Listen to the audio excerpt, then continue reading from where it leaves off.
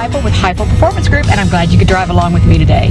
I am at point 7 in a 10-point series on change. If you have missed the first 6 points, you can go to HeifelPerformanceGroup.com on the blog site and go under the button that says Video Stories and take a look, and you can get caught up. Last week we talked about change is difficult. This week my lesson is change is also inevitable.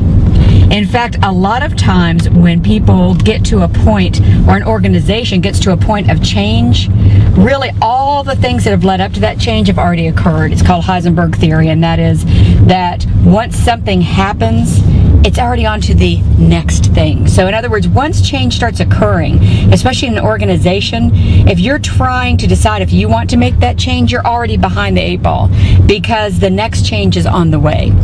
So change is inevitable. And there are 2 questions you need to ask yourself when change is a part of your life, either personally or professionally. The first question is, can you live with it?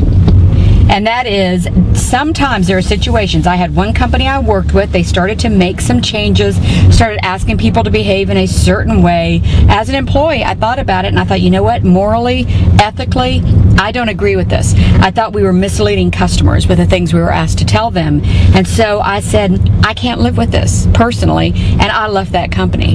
There are times when change occurs organizationally. If you feel like you can't live with it, then sometimes you have to make a decision about that.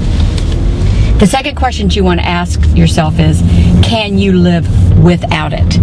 In other words, if you're going to dig in and you're going to choose not to change, are you going to be able to live without that change? And let me give you a personal example.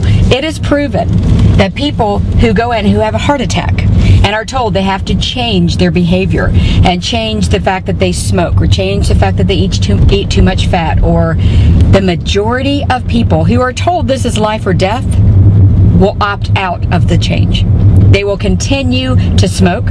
They will continue to eat the way they've always eaten. And then they're surprised and shocked when the next heart attack comes. But they actually opt out of that change. So the next thing you need to ask yourself is, can I live without this change? And if you can't, then make the change. But you know what that shows us? How difficult change is. Going back to point 6 from last week. So this week, understand that life goes on with or without you opting in for the change. There's a great quote that says, change is inevitable, growth is optional, choose wisely. Have you ever seen a bonsai tree? I'm sure you have. They're cute, they're little, but the sad thing is, the reason they're little is because they cut their roots from the beginning. And so they didn't get the nourishment to grow into what they could truly be. There are a lot of bonsai people out there, and you'll see them, and they're doing the same thing that they were doing 10 years ago, and they create these little framed-in lives where everything is the same every single day, and you'll meet them and you haven't seen them since high school, and they're exactly the same, and their lives are the same, and they're bonsai people because they actually didn't choose wisely. They opted out of change, and they've had no growth because of it. So my point this week, change is inevitable, growth is optional, choose wisely. Thank you for driving along with me today. I'll see you next time.